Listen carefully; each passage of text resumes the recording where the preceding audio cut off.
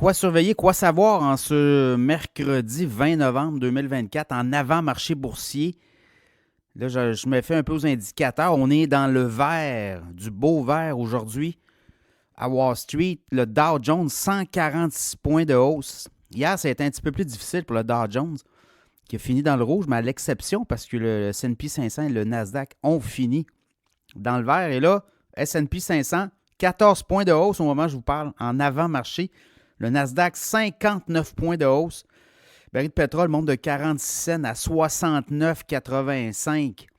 Et le Bitcoin va très bien. Là, on a franchi les 94 000 US au cours des dernières heures. On l'avait hier, on l'avait flirté aussi.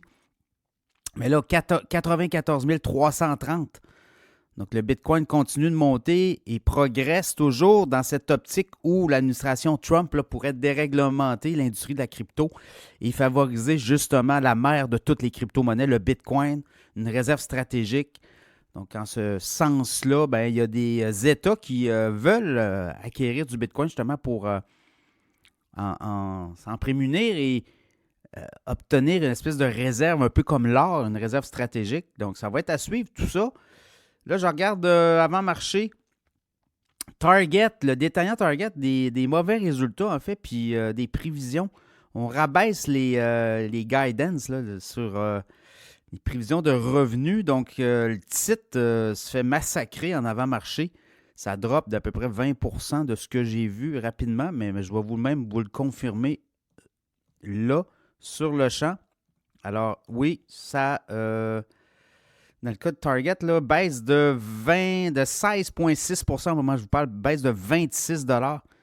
Titre qui est à 156 US, baisse à 130 actuellement en pré-marché. Et ça continue de baisser, donc ça va être à suivre là, de ce côté-là. Autre chose, je regardais, on va avoir Nvidia en après-marché. Hein. On dit que ça pourrait faire changer le marché de 300 milliards de dollars d'un bord ou de l'autre. C'est beaucoup d'argent. On attend ça avec attention.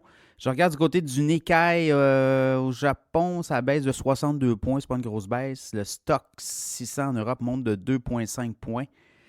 Après ça, je regarde en avant-marché. Keysight Technologies monte de 8%. Des bons résultats, des bonnes prévisions. Dolby Laboratories dans l'audio, notamment, monte de 10% en avant-marché. Powell Industries, ça baisse de 14%. C'est des résultats. Comcast aussi, hein, qui annonce un split, là, un spin-off de ses divisions de câbles, notamment. Là, alors, ça va être à suivre là aussi. On s'en va beaucoup dans le streaming. Donc, on commence à donner de la valorisation à ça aussi. Donc, c'est ça. Ça va être pas mal Nvidia qui va driver le show en fin de journée, en après-marché. Pour l'instant, ben, hier, on a résisté là, à cette... c'était de la géopolitique, Russie-Ukraine. Est-ce que ça va revenir hanter?